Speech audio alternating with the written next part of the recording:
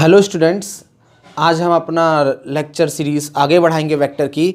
और इसमें हम सबसे पहले डील करेंगे अपने किससे, resolution of vector in 3 dimensional. ठीक है ना। 2 डायमेंशनल तो हम पढ़ चुके हैं, एक्स एक्सिस में हो, वाई में हो, यानी कि किसी प्लेन में हो, उसके लिए हम पढ़ चुके हैं। 3D में अगर हमको पढ़ना हो तो हमें क्या करना पड़ेगा, ज़रा ध्यान दीजिए। यहाँ पर देखिए, मान लेते हैं आपके पास एक दिया गया कोई प्लेन है। Just think that what I am saying. जैसे मान लो ये क्या है, आपका एक प्लेन है। Just consider it. Is that clear? ऐसा क्या है, आपके पास एक प्लेन है। समझ पा रहे हैं ना? आपका ये क्या है, कोई प्लेन है। यू कैन कंसीडर दैट आपकी कोई टेबल हो सकती है, आपकी कोई बेंच हो सकती है, आपका कोई फर्श हो सकता है। ठीक है। तो आप इसमें क्या करेंगे, इसे आप मान लीजिए एक्स एक्सिस है आपका। ये क्या है, आपका एक्स एक्सिस। थोड़ा चिड़चिड़ा बन गया है, you can consider it at x axis. ठीक है ना, यहाँ से। और ये मान लेते हैं आपका कौन सा है, वाई एक्सिस है। ये कौन सा है आपका भाई, वाई एक्सिस है। समझ में आ रहा है ना? ये कौन सा है आपका, वाई एक्सिस है, इस तरीके से। तो ये जो एक्सिस होगा, ये वाला, ज़रा समझिएगा। ये जो परपेंडिकुलर एक्सिस जो होगा आपका, ये कौन सा होगा, जेड एक्सिस। समझ में आ गया ना? जैसे मान लो प्लेट है आपकी ऐसी, तो ये एक्स एक्सिस है, ये वाई एक्सिस है, और ये कौन सा है, जेड एक्सिस है। ठीक है, समझिए। यहाँ पर एक वेक्टर जो है, यहाँ से एक वेक्टर को मैं ले लेता हूँ कुछ इस डायरेक्शन में। समझ पा रहे हैं आप? इस डायरेक्शन में मैंने वेक्टर को ले लिया। ना ये एक्स में है ना वाई में है, ये थोड़ा सा ऊपर उठा हुआ है। समझ पा रहे हैं ना आप? ये थोड़ा सा कैसा है, ऊपर उठा हुआ है। तब अगर आप, मैं बोलूँ आपको इसका कंपोनेंट बताऊँ मैं आपको 3D में, तो क्या होगा, ये एक्स एक्सिस में कितना है, वाई एक्सिस में कितना है, और जेड एक्सिस में कितना है। समझ पा रहे हैं ना आप? तीनों तरीके से क्या करना पड़ेगा आपको, इसे समझने की कोशिश करनी पड़ेगी। Is that clear? तो ये मान लेते हैं हमारा कौन सा है, एक्स एक्सिस का कंपोनेंट, मतलब एक्स एक्सिस से इतनी दूरी पर है, वाई एक्सिस से इतनी दूरी पर है, और जेड से आपका कुछ इतनी दूरी पर क्या है, वो आपको मिल रहा है। मेरी बात समझ में आई ना आपको? तो इस चीज़ का क्या करना है आपको, विजुअलाइज करना है कि ये 3D में है। ठीक है। अब इस तरीके को हमको समझने के लिए और बेसिक कंसेप्ट को लाने के लिए हम क्या करेंगे, इसे 3D में एक क्यूब के फॉर्म में क्या करेंगे, इसे पढ़ेंगे। ठीक है। तो ज़रा ध्यान दीजिए, 3D में क्यूब के फॉर्म में पढ़ने के लिए मैं आपको बताऊं, जैसे कि यहाँ पर मान लेते हैं ये आपका एक्स एक्सिस है। Just consider this one is your X axis, this is your Y axis. Is that clear? और ये जो है आपका, वो कौन सा है आपका, जेड एक्सिस है। समझ में आ रहा है ना आपको? एक्स एक्सिस, वाई एक्सिस और जेड एक्सिस। तो इसका एक्स एक्सिस में यूनिट वेक्टर कितना है, आई कैप। इसमें कितना है, जे कैप। और जेड एक्सिस में कितना है, के कैप। इसके क्या है, यूनिट वेक्टर है, मतलब कि डायरेक्शन है। क्लियर? तो भाई इसमें मैं बोलूँ कि एक क्यूब के बारे में बात करें, हाँ थोड़ा साइड अगर ज़्यादा बड़ी छोटी बड़ी हो जाए तो आपको थोड़ा सा एडजस्ट कर लीजिएगा। मान लेते हैं ये क्या है, आपका क्यूब बनाने की कोशिश की जा रही है यहाँ पर। ठीक है, ऐसा।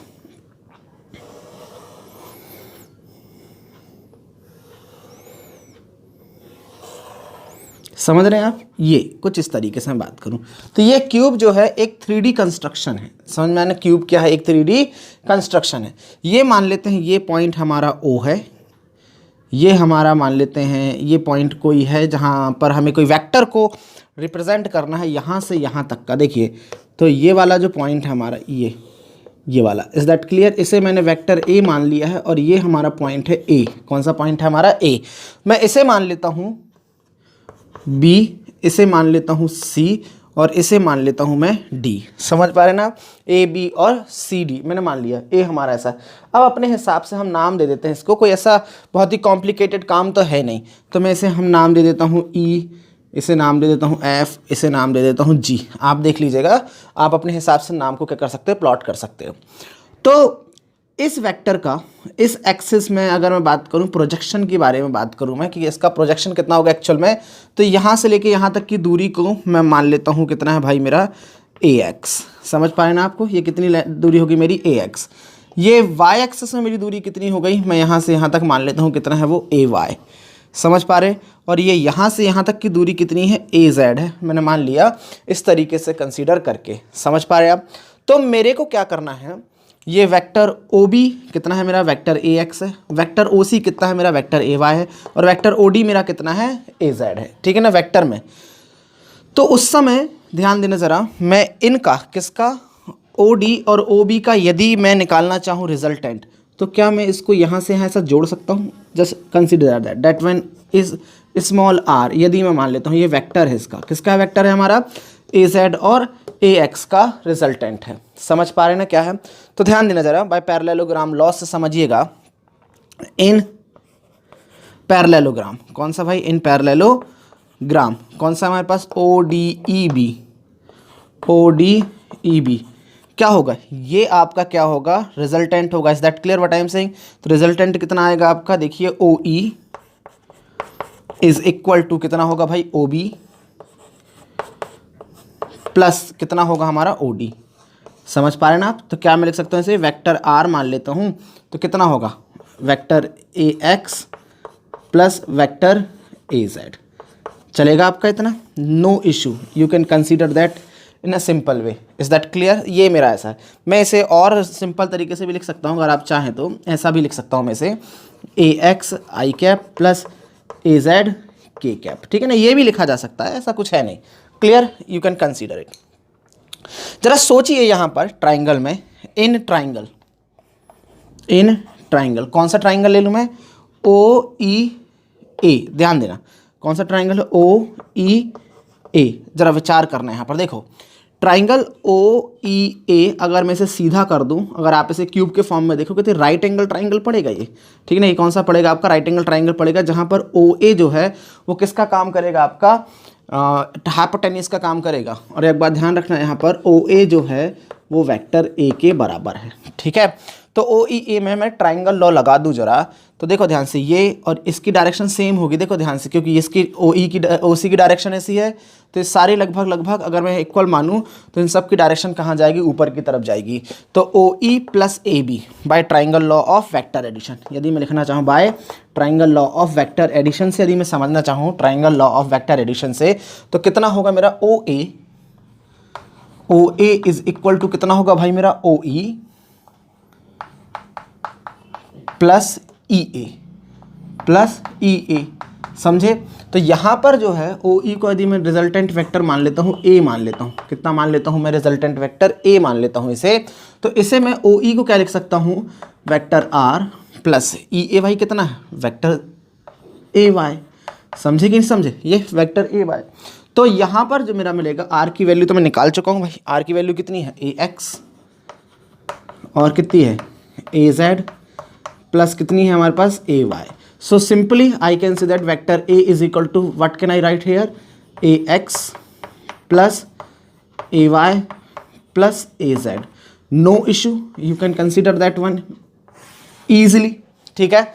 अब इसे मैं यदि I और J और K के फॉर्म में लिखना चाहूँ, तो vector A is equal to कितना होगा? X के साथ AX I cap, AY J cap और AZ K कैप। ये मेरा वेक्टर का नॉर्मल सा क्या है? कंसिडरेशन, और नॉर्मल सा क्या है? फॉर्मूला है, जिसके थ्रू क्या कर सकता हूं मैं?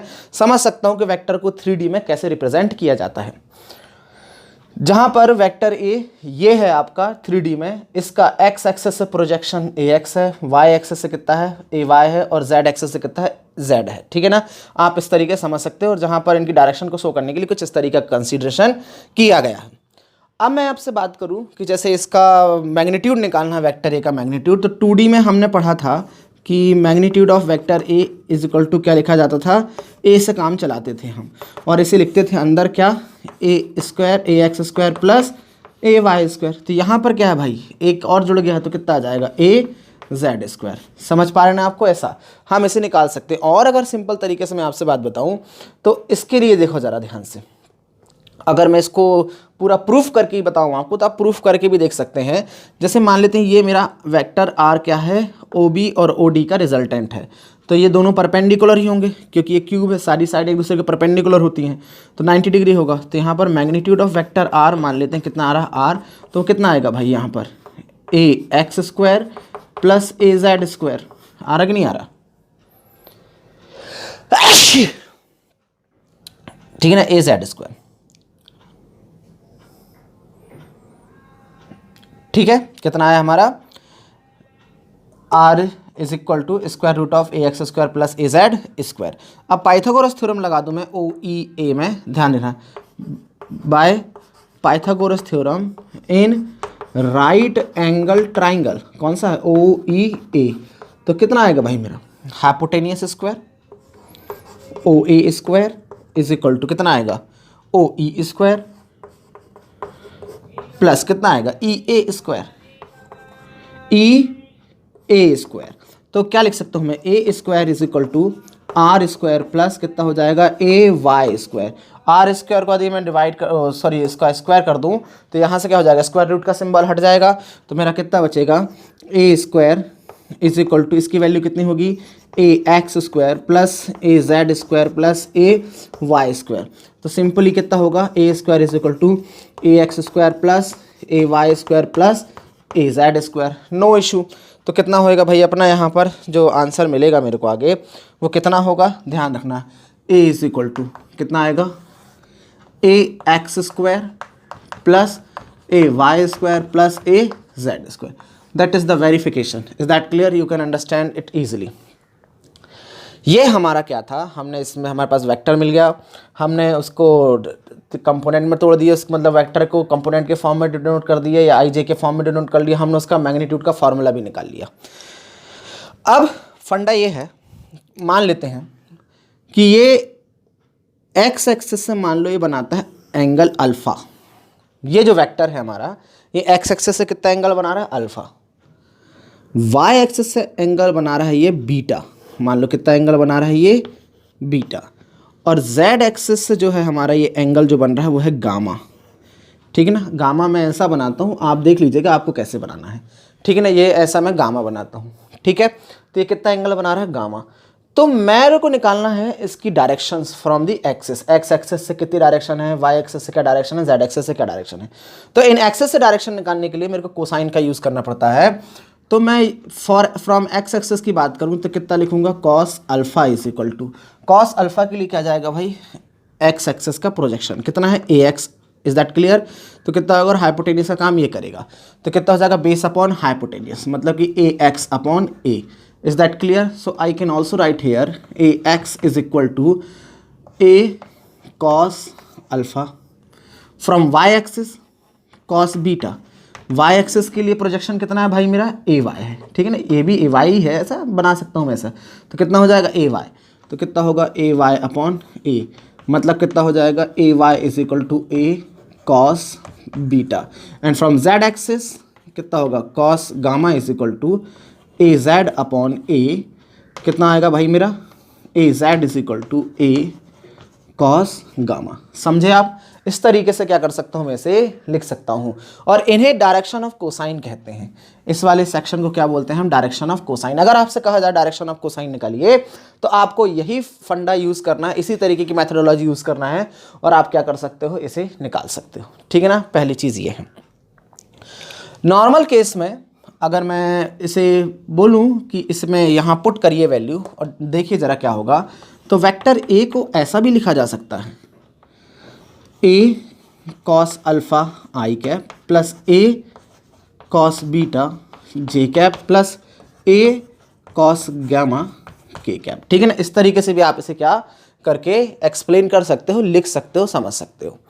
और अगर मैं इसके ये जो इनकी जो वैल्यू है ये वाली वैल्यू मैं यहाँ पर पुट करूँ, ठीक है ना, जब समझिएगा ध्यान से, यहाँ पर पुट कर दूँ या फिर इक्वेशन नंबर इनको अगर मैं 1 बोल दूँ, इसको इक्वेशन 1 बोल दूँ, इसको इक्वेशन 2 बोल दूँ, इसको इक्वेशन 3 बोल दूँ, इनको स्क्वायर करके जोड़ दूँ मैं, तो मेरे को कुछ ऐसा मिलेगा। ध्यान देना क्या मिलेगा, A X square plus A Y square plus A Z square is equal to, ध्यान दो इस तरफ के भी तो होंगे भाई, A square cos square alpha A square cos square beta plus A square cos square gamma, ये भी मिलेगा मेरे को। मैं यहाँ से क्या करता हूँ इसके बारे में सोचो ज़रा, इसे क्या लिख सकता हूँ, ए स्क्वायर लिख सकता हूँ, देखो यहाँ से लिख सकता हूँ ना, इसकी वैल्यू कितनी इतनी है। इन सब से मैंने निकाल लेना है ए स्क्वायर कॉमन, अंदर क्या बचेगा cos square alpha cos square beta plus cos square gamma, A square से स्क्वायर कैंसिल, तो मेरे पास नॉर्मल सा फॉर्मूला आया ए स्क्वायर अल्फ़ा प्लस ना cos square alpha cos square beta plus cos square gamma is equal to 1। That is the simple formula. ठीक है ना, कभी कभी सीधा यही फार्मूला पूछ लेते हैं कि इसकी वैल्यू कितनी होती है। 10th क्लास में पढ़े हो आपने, cos square theta is equal to 1 minus sine square theta, पढ़ा होगा, आइडेंटिटी है आपकी। तो इसे कॉस स्क्वायर अल्फा को क्या लिख सकते हैं, कुछ ऐसा लिख सकते हैं क्या, 1 minus sine square alpha plus 1 minus sine square beta इस minus plus 1 minus sine square gamma is equal to 1। देखिए 1 1 1 3 हो गया, माइनस 1 ट्रांसफर यहाँ कर लिए, ये वाले 1 को यहाँ ला ली, कितना होगा sir, sine square alpha plus sine square beta plus sine square gamma. तो फाइनली कितना मिलेगा हमको यहाँ पर, ज़रा सोचिएगा, sine square alpha plus sine square beta plus sine square gamma is equal to 2 is equal to 2। That is our another formula, समझे आपने। तो ये जो फार्मूले हैं दोनों, इससे हम क्या कर सकते हैं, डायरेक्टली वैल्यू को डिटरमाइन कर सकते हैं। इनका एप्लीकेशन है हमारे पास, इनका यूज़ भी करेंगे हम, न्यूमेरिकल करेंगे थोड़े से, तो आपको क्या होगा ये समझ में आएगा। तो इन सब का जो यूज़ है हमारे पास, इस तरीके से हम क्या कर सकते हैं, वेक्टर को 3D में रिजॉल्व कर सकते हैं और जिन जिन चीज़ की ज़रूरत पड़ेगी हम उन चीज़ों को निकाल सकते हैं, ठीक है ना। इसे ध्यान रखिएगा, इसे हम डायरेक्शन ऑफ कोसाइन भी कहते हैं। और आपने पढ़ा होगा यदि इसका यूनिट वेक्टर निकालना हो तो आप कैसे करेंगे। यूनिट वेक्टर निकालने के लिए मैं आपको पहले बता चुका हूँ। इसके लिए क्या करेंगे, unit vector along direction of A, तो कितना होगा, अगर वो ए कैप होगा तो कितना होगा मेरा वेक्टर ए अपॉन ए। इसका मतलब कितना हो जाएगा, इसको निकालने के लिए ए कैप की जो डायरेक्शन होगी वो कितनी होगी, A X I cap A Y J cap plus A Z K cap upon ये भाई पूरा ए, मतलब कि ये वाली क्वांटिटी। और एक बात ध्यान रखना, इसके बाद जो वैल्यू आएगी, इसके बाद जो वैल्यू आपकी आएगी, ठीक है ना, वो इनको अलग अलग तरीके से ऐसे भी लिखा जा सकता है, डायरेक्शन ऑफ कोसाइन कहलाएंगी। ये यूनिट वेक्टर आपको जो दिया गया है, ठीक है, इसको अगर मैं अलग अलग फॉर्म में लिखना चाहूँ तो देखिए ज़रा, यहाँ पर लिखता हूँ मैं, जगह यहाँ पर कम है, तो यहाँ देखिएगा ज़रा कितना होगा, A cap is equal to कितना आएगा, A X upon A of I cap, A Y upon A of J cap, A Z upon A of K cap. समझे आपने, ये क्या हो गया, मेरा यूनिट वेक्टर का फॉर्मूला हो गया। और इन क्वांटिटी को देखो ज़रा, ये क्वांटिटीज़ जो हैं मेरे को डायरेक्शन ऑफ कोसाइन देती हैं, और यदि मैं इनका स्क्वायर करके सबको ऐड कर दूं तो इनकी वैल्यू 1 आएगी। इसी कारण हम इसे क्या बोलते हैं, यूनिट वेक्टर भी कहते हैं, क्योंकि इसका पूरा का जो मैग्नीट्यूड है एक्चुअल वो कितना देगा आपको, 1 देगा। समझ में आ रहा ना आपको, ये 3D में वेक्टर रिजोल्यूशन हो गया है। अब हम इसका क्या करेंगे, कुछ प्रैक्टिस करेंगे छोटे छोटे न्यूमेरिकल के थ्रू। अब इसे नोट करिए, फिर हम आगे बढ़ते हैं। जो बात हमने अभी बोली है वेक्टर 3D रेजोल्यूशन में, यूनिट वेक्टर सब चीज़ को लेकर के, उसके रिलेटेड हम एक क्वेश्चन करते हैं, ठीक है। मान लेते हैं आपके पास vector A is equal to दिया हुआ है I cap plus √2 of J cap और plus K cap. Is that clear. तो यहाँ पर अगर आप देखा जाए, ठीक है, ऐसा तो लिखना नहीं है लेकिन फिर भी एकदम लोकल तरीके से कंसीडर करते हैं। यहाँ पर ए एक्स जो है एक्चुअल में 1 है, ए वाई किसके इक्वल है, √2 के इक्वल है, और ए जेड किसके इक्वल है, 1 के इक्वल है, ठीक है ना। ऐसा हम इधर पे बोल सकते हैं। हमें इससे क्या करना है, निकालना है हमें एक्स एक्सिस, वाई एक्सिस और जेड एक्सिस से डायरेक्शन, ठीक है ना। इसकी डायरेक्शन निकालना है पहली चीज़। तो सिंपल सी बात, कॉस अल्फ़ा, कॉस बीटा और कॉस गैमा निकालना है हमें, ठीक है, जिसमें हम अल्फ़ा, बीटा और गामा यानी कि उन एंगल को डिटरमाइन करेंगे। और दूसरा सिचुएशन ये है कि हमको इसकी डायरेक्शन ऑफ कोसाइंस बतानी है, मतलब एक्स एक्सिस से, वाई एक्सिस से और जेड एक्सिस से, वो दोनों एक ही कैटेगरी में निकल के सामने आ जाएंगी, ठीक है। तो ज़रा ध्यान देना, सबसे पहले यदि मेरे को कॉस अल्फ़ा निकालना, कॉस बीटा निकालना, कॉस गामा निकालना, तो उसके लिए मेरे को मैग्नीट्यूड ऑफ ए लगेगा, जैसे ए बोलूँगा, और उसकी वैल्यू कितनी होगी, तीनों के स्क्वायर के इक्वल, मतलब 1 स्क्वायर प्लस √2 स्क्वायर प्लस कितना होगा भाई मेरा 1 स्क्वायर। तो यहाँ पर जो वैल्यू आएगी वो आएगी 1 + 2 + 1 दैट मीन्स 4, ठीक है, कितना आएगी 4 एंड दैट विल बी 2। ए की वैल्यू मेरी 2 आ गई, कोई भी दिक्कत नहीं है, दिक्कत कहीं भी नहीं आ रही है अभी अपन को। फिर नेक्स्ट जो है हमारे पास, यदि मैं बात करूँ एक्स एक्सिस से डायरेक्शन निकालना है, तो कितना होगा, कॉस अल्फ़ा, अगर अल्फ़ा एक्स एक्सिस से एंगल है तो कितना होगा, ए एक्स अपॉन ई। ए एक्स कितना है भाई मेरा 1/2, कितना भाई मेरा 1/2। तो यहाँ पर ध्यान देना, तो कितना हो जाएगा, कॉस ये जो एक्चुअल में डायरेक्शन ऑफ कोसाइन भी है, ये आपकी डायरेक्शन ऑफ कोसाइन भी एक्स एक्सेस से वैसे हो गई आपकी, अगर आप निकालना चाहो तो। ठीक है, तो देखो अब यहाँ ध्यान, एक्स कितना हो जाएगा 1/2, और 1/2 कितना होता है कॉस 60 डिग्री। तो यहाँ पर अल्फा इज इक्वल टू कितना आ गया 60 डिग्री, मतलब कि जो वेक्टर ए है वो एक्स एक्सेस से 60 डिग्री के एंगल पर प्रेजेंट है। फ्रॉम वाई एक्सेस कितना आ जाएगा cos beta is equal to कितना होगा A Y upon A Y कितना है √2 और ए कितना है 2, तो कितना आएगा भाई 1/√2। और कॉस बीटा जो है 1/√2 की यदि बात करूँ तो कितना होगा कॉस 45 डिग्री, तो बीटा इज इक्वल टू कितना आएगा 45 डिग्री पर। और ये अगर आप चाहो डायरेक्शन ऑफ कोसाइन की बात करो तो ये आपकी डायरेक्शन ऑफ कोसाइन होगी AY/A। डन, ये आपकी डायरेक्शन ऑफ कोसाइन है from Y axis. From Z axis कितना होगा आपका कॉस गामा, कितना है कॉस गामा कितना होगा भाई अपना AZ/A। और AZ/A की वैल्यू यदि मैं निकालना चाहूँ तो AZ कितना है 1 और A की वैल्यू कितनी है तुम्हारे पास, देखिए ज़रा 2, तो कितना आ जाएगा cos gamma is equal to 1/2 बोले तो 60 डिग्री। ठीक है, तो कितना हो जाएगा gamma is equal to 60 degree, again Z axis से 60 डिग्री के एंगल पर रखा हुआ है। तो इस तरीके से क्या कर सकते हो आप किसी के भी वो निकाल सकते हो आप डायरेक्शन ऑफ कोसाइन। ठीक है, आप निकाल सकते हो उनके angles X axis Y axis Z axis से एंगल डिटरमाइन कर सकते हो। इस तरीके से आप यहाँ पर ले सकते हो। एक कंसेप्ट को ज़रा ध्यान देना समझना यहाँ पर। ठीक है, तो अगर मैं इसका यूनिट वेक्टर निकालना चाहूँ तो यूनिट वेक्टर कितना होगा मेरा ए कैप इज इक्वल टू कितना होगा vector of modulus of A. Is that clear, ऐसा मैं बोल सकता हूँ। तो ए कैप ज़रा ध्यान देना, अच्छे से समझना इसको। ए कैप की वैल्यू कितनी है I cap plus √2 J cap plus K cap upon कितना हो जाएगा ए मतलब कि 2, ऐसा मैं से लिख सकता हूँ। ठीक है, सिंपल सा ध्यान दीजिएगा। तो अगला वाला जो होगा वो मेरा 1/2 आई कैप प्लस √2/2 जे कैप प्लस 1/2 के कैप, ऐसा लिख सकता हूँ। तो ये भी मेरा होगा वैसे 1/2 आई कैप प्लस 1/√2 जे कैप प्लस कितना होएगा मेरा यहाँ पर 1/2 के कैप। ये समझते हो ना ये √2 कैसे आ जाता है। ठीक है, आप इसको लिख सकते हो 2 से √2 कैंसिल करके कितना लिखोगे आप इसको √2 एक √2 कैंसिल हो जाएगा, कितना हो जाएगा 1/√2, नॉर्मल सा है।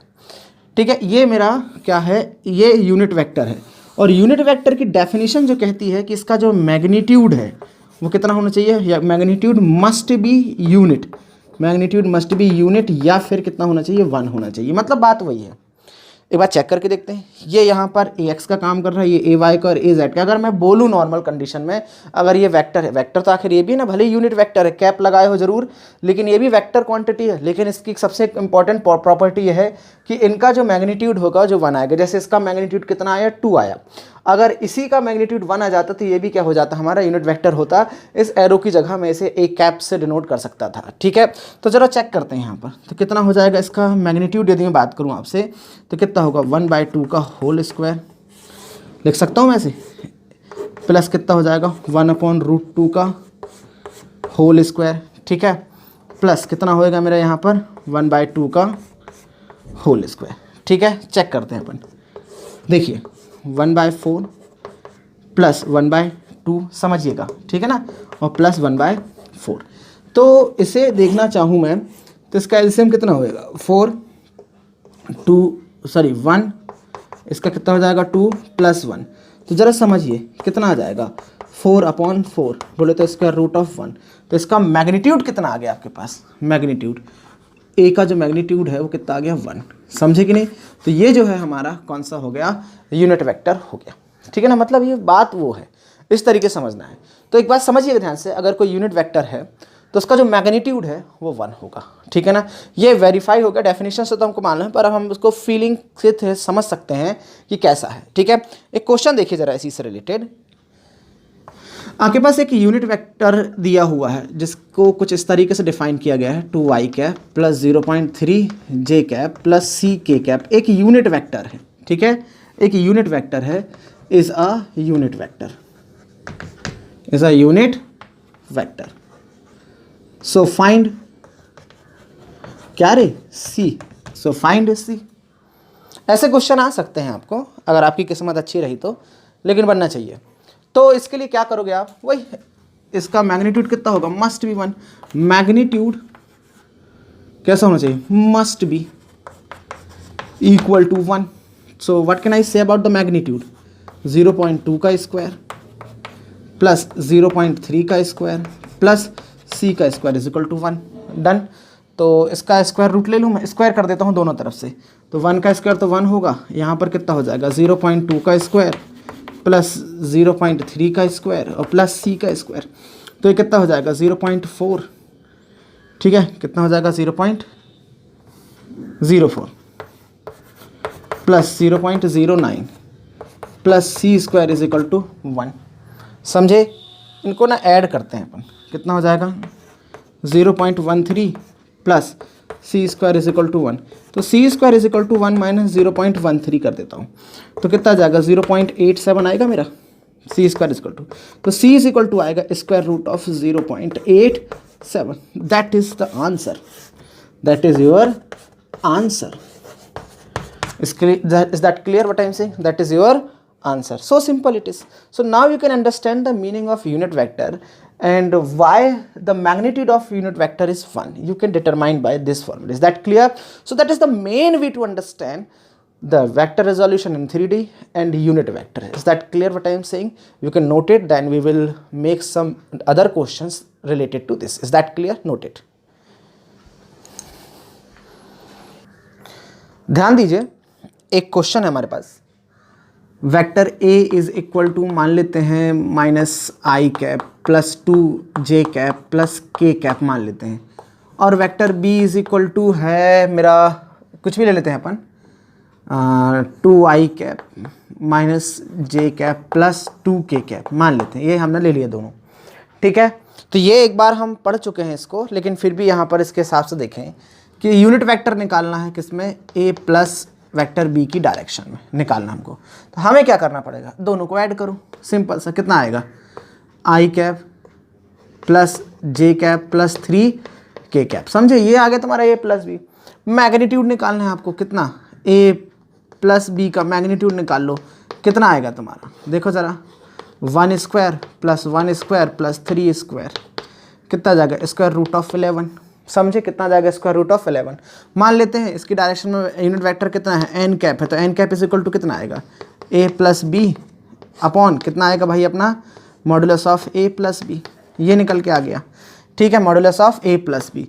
तो कितना होएगा आपका, यहाँ पर देखो ज़रा, आई कैप प्लस 2 नहीं I cap plus J cap plus 3k cap upon कितना हो जाए स्क्वायर रूट ऑफ 11। ये तुम्हारा आंसर हो गया। ऐसा भी आ सकता है, कभी कभी ऐसा पूछ सकता है कि जो दिया गया वेक्टर इसका 2 गुना कर दो, a को 2 गुना कर दो, ऐसा बोल सकता है, a को 2 गुना कर दो और b को 3 गुना कर दो। तो उस समय आपका यूनिट वेक्टर कुछ इस तरीके से निकलेगा, आप a में 2 का मल्टीप्लाई करो, b में 3 का मल्टीप्लाई करो और जोड़ दो, आपका वो आंसर आ जाएगा। कभी ऐसा बोल सकता है आपसे कि a को 2 गुना कर दो और b को 3 गुना करके रिवर्स कर दो। तो भाई b को 3 गुना किया हमने और रिवर्स कर दिए, मतलब कि कितना हो गया आपका, b को 3 गुना करके रिवर्स कर देना, मतलब उसको नेगेटिव कर देना, फिर निकाल लो आप आंसर। समझ रहे हो ना आप? तो इसमें कोई कॉम्प्लिकेटेड नहीं रहता, आप इसमें 3 का मल्टीप्लाई करो और उसमें नेगेटिव का मल्टीप्लाई कर दो, तो जो प्लस में है वो माइनस में है, जो माइनस में है वो प्लस में क्या हो जाएंगे, कन्वर्ट हो जाएंगे और आपका आंसर सामने आ जाएगा। ठीक है, तो आप इसे क्या कर लीजिएगा, सॉल्व कर लीजिएगा। कोई बहुत ही कॉम्प्लिकेटेड चीज़ नहीं है, थोड़ा सा दिमाग लगाइए, आपका दिमाग ओपन हो जाएगा और आपको समझ में आने लगेगा। नेक्स्ट सिचुएशन, जैसे कोई क्वेश्चन आ सकता है आपका, तो क्वेश्चन ऐसा है, मान लेते हैं एक आपको वेक्टर को डिटरमाइन करना है, फाइंड आउट द वेक्टर, आपको एक वेक्टर निकालना है जिसका magnitude minus 2i cap plus J cap के बराबर हो, जिसका मैग्नीट्यूड किसके बराबर हो, minus 2i cap plus J cap के बराबर हो, और वो किसकी डायरेक्शन में हो, और उसकी डायरेक्शन किसके बराबर हो, आई कैप माइनस 2j कैप की डायरेक्शन में हो, या ये बोल सकता हूँ मैं। तो ध्यान रखना, you will have to determine, you will have to find out a vector whose magnitude is same as this और उसकी डायरेक्शन अलोंग दिस। समझे आपने क्या बोला मैंने? तो ऐसे निकालना है। मान लेते हैं जरा समझिएगा, लेट सिंपल करने के लिए vector a is equal to हमारे पास कितना है, minus 2i cap plus J cap, और ये vector b is equal to है हमारे पास कितना, i cap minus 2 J cap, कोई कॉम्प्लिकेटेड नहीं है, ठीक है। तो देखिए पूछता है कि आपको वो वेक्टर निकालना है जो जिसका मैग्नीट्यूड इसके बराबर और डायरेक्शन इसके अलॉन्ग हो। तो मान लेते हैं वो वेक्टर हमारा है भाई सी, वेक्टर कौन सा सी है, तो सी का जो मैग्नीट्यूड है आपका वो कितना होगा सी, और डायरेक्शन कितनी होगी सी कैप, समझे आपने कितना हो, डायरेक्शन क्या होगी सी कैप, या मैं इसे बोल सकता हूँ C is equal to C of C, is that clear, magnitude direction according to question. According to question ऐसा करना नहीं है, लेकिन फिर भी मैं आपको समझा रहा हूँ एकदम गरीबी रेखा में, ठीक है ना। अकॉर्डिंग टू क्वेश्चन कितना है, उसका मैग्नीट्यूड इसके बराबर है, मतलब कि जो सी होगा वो बराबर होगा किसके, ए के, या फिर आप ऐसा लिख सकते हो magnitude of C will be magnitude of A. समझे आपने क्या बोला मैंने। और डायरेक्शन जो है इसकी होगी, मतलब कि सी कैप जो होगा वो इसकी डायरेक्शन पे होगा, किसकी डायरेक्शन पे, बी कैप के, समझे आपने। तो जो आपका जो वेक्टर होगा सी वो किसके बराबर होगा, ए और बी कैप के बराबर होगा, ऐसा आप उसे समझ सकते हैं, ठीक है, बहुत आसानी से आप इसे समझ सकते हैं। अब भाई अपन ए निकाल लेते हैं, ए मतलब उसका मैग्नीट्यूड, ए मतलब कि मैग्नीट्यूड मॉडुलस ऑफ ए, मतलब कितना हो जाएगा यहाँ पर -2 स्क्वायर प्लस 1 स्क्वायर, मतलब कितना हो जाएगा 4 + 1, मतलब कि कितना आ जाएगा भाई अपना square root of 5। No issue. मेरे को निकालना है बी कैप, तो बी कैप के लिए कितना होगा, सिंपल सा vector B upon modulus of B. तो वेक्टर बी कितना है भाई, बिल्कुल सिंपल तरीके से वेक्टर बी कितना है I - 2j, और मॉडुलस कितना होगा 5 आएगा, क्लियर। तो वो मेरा दिया गया जो वेक्टर होगा, वेक्टर सी जो होगा वो किसके बराबर होगा, √5 × I - 2j ऑफ √5, कैंसिल। तो सी वेक्टर कितना आ गया मेरा I - 2j। ये बहुत सिंपल से क्वेश्चन है, पर ऐसे क्वेश्चन आ जाते हैं, किस्मत सही रही तो। तरीका ये है। एक और कंडीशन के बारे में विचार करिएगा और थोड़ा सा दिमाग लगाइएगा और सोचिएगा। देखो यहाँ ऐसा ही है, ये कंडीशन दिमाग में आ गई तो बता देता हूँ मैं आपको। आपको तो पता होगा ये एक्स एक्सिस है, वाई है, ये कौन सा है नेगेटिव एक्स है, और ये कौन सा है नेगेटिव वाई है। एक वेक्टर है ऐसा, इसकी वैल्यू कितनी है, ए है, ठीक है ना। ये एक्स एक्सिस से कितना एंगल, थीटा एंगल बना रहा है। तो मेरे को इसकी क्या निकालना है, कंपोनेंट निकालना है, या इसे वेक्टर के फॉर्म में डिनोट करना है कि वेक्टर ए की वैल्यू कितनी होगी। तो आप इससे बहुत अच्छे से जानते हैं, इसे कैसे निकाल सकते हैं, प्रोजेक्शन निकालेंगे एक्स एक्सिस पर, तो इसकी वैल्यू कितनी हो जाएगी, ए कॉस थीटा, और यहाँ पर कितना हो जाएगा ए साइन थीटा। समझ में आया ना आपको, ए कॉस थीटा और ए साइन थीटा। तो इसे वेक्टर के फॉर्म में यदि मैं लिखना चाहूँ तो कितना आएगा मेरा, A cos theta of I cap plus A sine theta of J cap, no issue. इसका मैग्नीट्यूड यदि मेरे को निकालना पड़े तो मैग्नीट्यूड कितना आएगा भाई, ए मतलब मॉडुलस ऑफ ए, बात तो कितनी होगी, ए ही होगी ना। आप इसे निकाल के चेक कर सकते हो, ए स्क्वायर कॉस स्क्वायर थीटा, ए स्क्वायर साइन स्क्वायर थीटा, ए स्क्वायर बाहर आएगा और कितना हो जाएगा, सिंपल सा बचेगा क्या, square root of A square, और उसकी वैल्यू कितनी आ जाएगी, ए के बराबर हो जाएगी। ये मेरा नॉर्मल क्वेश्चन है। तो इसके अलॉन्ग जो मेरा यूनिट वेक्टर होगा वो कितना हो जाएगा, वेक्टर ए अपॉन ए, मतलब कि A cos theta of I cap plus A sine theta of J cap upon A common निकल के कट जाएगा, तो ए इज इक्वल टू कितना आ जाएगा यहाँ पर, ए नहीं आएगा, cos theta I cap plus sign theta of J cap. ये यूनिट वेक्टर है, समझ में आया ना आपको। ये यूनिट वेक्टर इस तरीके से हो गया। यहाँ पर ये दोनों पॉजिटिव हैं क्योंकि फर्स्ट क्वाड्रेंट में सभी पॉजिटिव होते हैं। अगर यही केस यहाँ पर बनाना पड़ जाए मेरे को, अब आप ध्यान दीजिएगा, यहीं पर समझाता हूँ मैं आपको, ठीक है। मान लेते हैं ये जो आपका यूनिट वेक्टर कितना था, ए था, तो इसको ये वेक्टर ए था, तो इसका अगर यूनिट वेक्टर मेरे को निकालना पड़ा, डायरेक्शन निकालनी पड़ी, तो मैंने यहाँ पर निकाल दिया ए कैप इज इक्वल टू कितना होगा, cos theta I cap plus sine theta J cap, निकाल दिया मैंने, ठीक है ना। एंगल यहाँ से था। अगर मान लो ये हो, ये वेक्टर बी हो जाए और इसका मान लो यहाँ से एंगल कितना हो, थीटा हो, यहाँ से एंगल थीटा हो, ठीक है, तो इसका जो यूनिट वेक्टर मेरा होगा यहाँ पर कितना होगा, बी कैप होगा। तो ये डायरेक्शन जो होगी इसके लिए ध्यान रखना, इसके लिए ये वाली डायरेक्शन जो होगी वो कितनी होगी, बी कॉस थीटा, और ये कहता हो जाएगा भाई मेरा बी साइन थीटा, नॉर्मल। तो ये नेगेटिव एक्स एक्सिस है और ये पॉजिटिव एक्स एक्सिस है, ठीक है। ये पॉजिटिव वाई एक्सिस है और ये नेगेटिव वाई एक्सिस है। तो इसके लिए हमारा यूनिट वेक्टर जो होगा वो होगा B cap is equal to कितना हो जाएगा, आई वाला कितना हो जाएगा माइनस बी तो आएगा नहीं, कितना हो जाएगा sign theta of I cap plus कितना आएगा अपना cos theta of J cap. समझ पा रहे हैं ना आप, क्योंकि ये वाली एक्सिस तो आई ही होगी। और अगर मान लो कोई यूनिट वेक्टर इस डायरेक्शन में है, इस डायरेक्शन में मान लो वो कितना है सी है, मान लो वो कितना है आपका सी है, और यहाँ से यदि मान लो वो एंगल बनाता है, यहाँ से ही बना सकता है, कोई इशू नहीं है, यहाँ से ही बना सकता, आप यहाँ से ही बनवा सकते, चलो यहाँ से बना लेते एक बार, ठीक है ना, इसको यहाँ से रिप्रेजेंट कर लेते अपन एंगल ये वाला। तो इसके लिए ये क्या हो जाएगा सी कॉस थीटा और ये कितना हो जाएगा सी साइन थीटा। एक्चुअल में दोनों नेगेटिव हैं, तो यहाँ पर जो होगा आपका unit vector C is equal to कितना होगा माइनस कितना होगा cos theta I cap minus कितना होगा साइन थीटा जे कैप। समझ पा रहे हैं ना आप। और यहाँ पे ये थीटा है एक्चुअली, अगर मान लेते हैं ये वाली डायरेक्शन अगर हो आपकी ऐसी डायरेक्शन, इसे मैं डी वेक्टर मान लेता हूँ, और एंगल कहाँ से ले लूँ, यहाँ से ले लूँ, यहाँ से ले लूँ, चलो यहाँ से ले लेते हैं अपन, ठीक है ना, एंगल यहाँ से ले लिया अपन ने। तो ये वाला एंगल ये कितना होगा डी कॉस थीटा, और ये इसके लिए क्या काम करेगा ये डी साइन थीटा, ये पॉजिटिव और ये नेगेटिव, तो डी का यूनिट वेक्टर कितना हो जाएगा अपना, होगा यहाँ पर cos theta I cap minus कितना आ जाएगा साइन थीटा जे कैप। इस तरीके से क्या कर सकते हैं हम यूनिट वेक्टर को रिजॉल्व भी कर सकते हैं in coordinate geometry. Is that clear? So you should note it, then we will move for the next situation. चलिए एक जरा सिचुएशन की कल्पना करते हैं, समझिएगा। मान लेते हैं ये आपके पास क्या है 3D कंस्ट्रक्शन है, मतलब 3D एक्सेस है, अभी कंस्ट्रक्शन के बारे में छोड़ो, एक्स वाई और ये क्या है जेड है, ठीक है। तो ये टेढ़ा टेढ़ा हो गया, देखिए ये इसकी यूनिट वेक्टर आई कैप, इसका यूनिट वेक्टर जे कैप और इसका यूनिट वेक्टर कितना है के कैप है। अगर आप किसी सिचुएशन में स्टडी करते समय आप इस डायरेक्शन में मूव कर रहे हैं तो you are moving along positive I axis, ठीक है। और कैलकुलेशन के समय यदि इस तरफ तो ऑब्वियसली कैसा होगा नेगेटिव आई होगा, मालूम है ना आपको कैसा होगा नेगेटिव आई, और इस तरफ कैसा होगा हमारा नेगेटिव जे, और ऐसे इस तरफ क्या होगा हमारा नेगेटिव के होगा, ये आपको मालूम है, ठीक है। अगर आप क्या करते हो आई में पीछे की तरफ चलते हो, इस तरफ जा रहे हो आप, ऐसा इस तरफ की तरफ आप मूव कर रहे हो, तो समझिएगा ध्यान से, कोई ज़रूरी नहीं कि आप यहाँ पर रहें तो आपका पॉजिटिव हो, लेकिन अगर आप बैकवर्ड डायरेक्शन में मूव कर रहे हैं तो you are moving towards the negative I. Is that clear? आपका मोशन किस तरफ है, आप कैलकुलेशन किस तरफ जा करके कैलकुलेट कर रहे हैं, वेक्टर में ये मायने रखता है, ठीक है।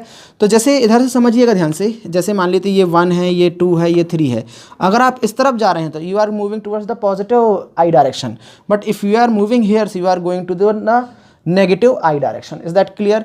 तो इस चीज़ को ज़रा ध्यान रखिएगा। आप अगर मान लेते हैं यहाँ से इस तरफ मूव कर रहे हैं तो एक्चुअल में आप एक्स की तरफ यानी कि आई की तरफ तो पॉजिटिव हैं, पर आप अपने आप को चेक करिएगा, आपकी जो वैल्यू है वो जे से लगातार कम होती जा रही है, तो आप नेगेटिव जे की तरफ मूव कर रहे हैं। Is that clear what exactly I want to tell?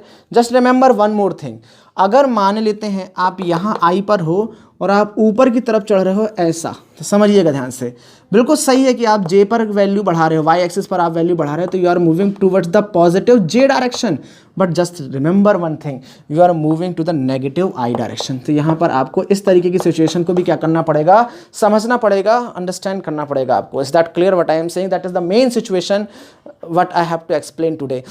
To understand that one I am drawing a cube, ठीक ना, जिसमें आप क्या करेंगे बनाने की कोशिश करेंगे, सिचुएशन को समझेंगे आप, ठीक है, ध्यान दीजिएगा।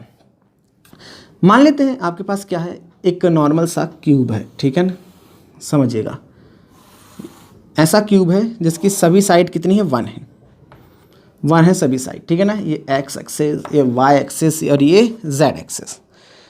तो भाई ये जो है ऐसा कुछ बना देता हूँ मैं, ठीक है, थोड़ा बड़ा बनाना था, छोटा बन गया, कोई दिक्कत नहीं है।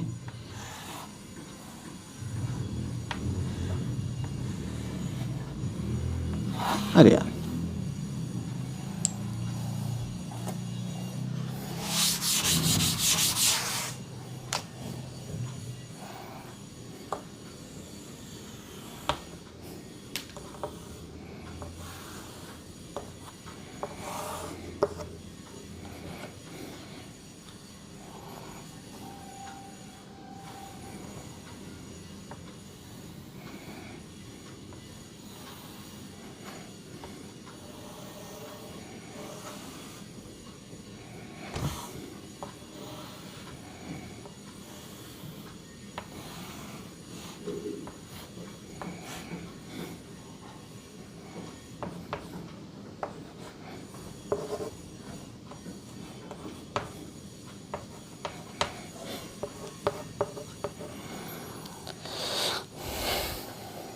ध्यान दीजिएगा, ये आपका क्या है, एक क्यूब है जिसको 3 एक्सिस में मैंने बना दिया हूँ, जिसके आई कैप, जे कैप और के कैप डायरेक्शन को भी बना के रख दिया हूँ, ठीक है ना।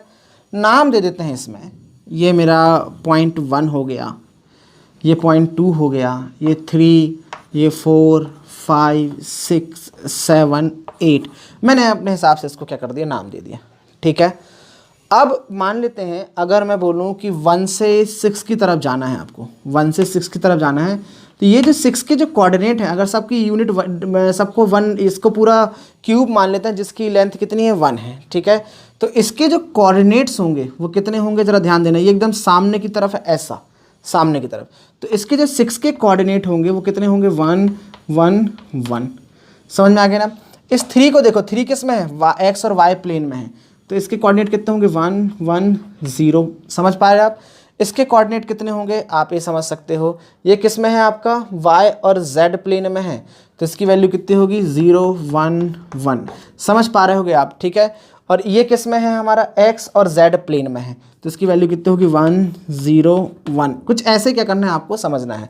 और यहाँ पर ऑब्वियसली कितना होगा, इसके बारे में यदि मैं बात करूँ आपसे, किस में है, x एक्सिस में है, तो 1, 0, 0। ये कहाँ पर है, z एक्सिस में है, तो 0, 0, 1।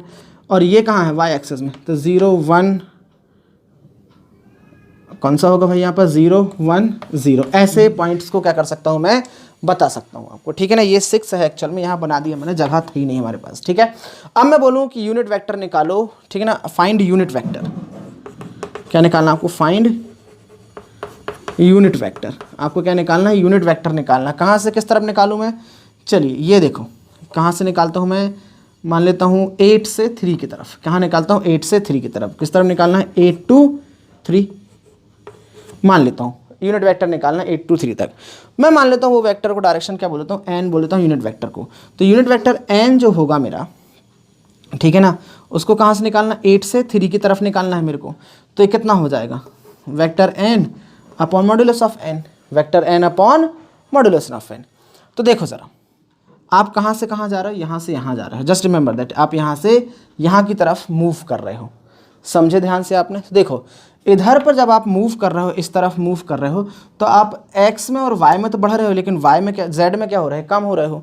तो आपको यदि इसको एक और तरीके से लिखना चाहूँ मैं, तो इसको क्या लिख सकता हूँ, इस वाले पॉइंट को, 8 वाले पॉइंट को लिख सकता हूँ मैं यहाँ पर नॉर्मल सा माइनस क्या लिख सकता हूँ, जब आप इस तरफ